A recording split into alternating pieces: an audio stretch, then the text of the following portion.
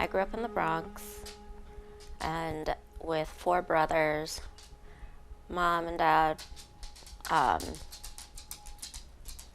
and it sounds like normal, but it really like wasn't normal. Was at 14 I started realizing that like I didn't look like my family and I didn't act like them.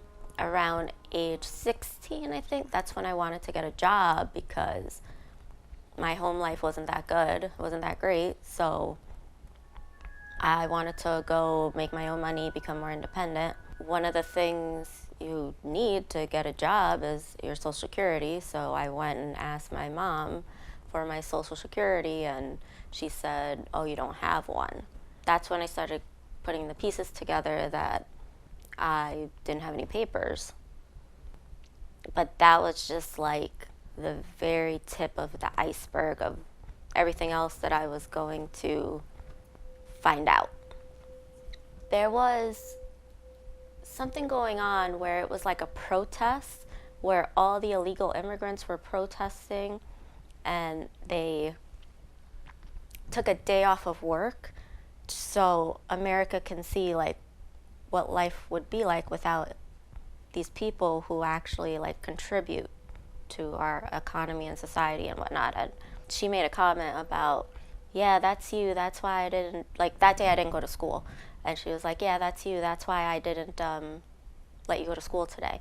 And that's when literally all the pieces came together and I was like, okay, I don't have any papers, I don't have a Social Security, okay.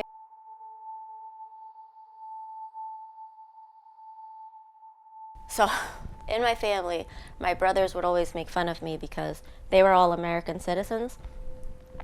And they would make fun of me because I wasn't born here in America. The story that they told me, the reason why I was an illegal immigrant was because my mom accidentally had me in Dominican Republic. And then she brought me over here with no papers, and that was the whole reasoning. But like, that's the story I grew up with. Like, and I had no reason to question it. Like, I just never questioned it. I found out that when I was 3 years old, I was taken from my mom in Dominican Republic and brought here under someone else's name and passport. And the people who had raised me and the brothers that I grew up with, they were not my family and they were not my parents. And it kind of all came together, like it all made sense now because like I never had that connection with them.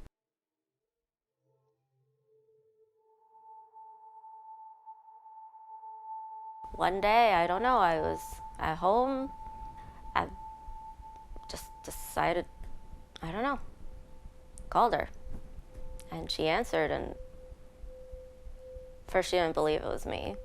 And from there on out, like, it was like maybe a phone call every like 2 to 3 days just so we could like start to build this relationship. I finally did have my papers and I had a passport and everything, so I want to say it was maybe like a year later or so that we went to Dominican Republic for the first time and we met her. It was weird. I held everything in, so I wasn't really like emotional or anything.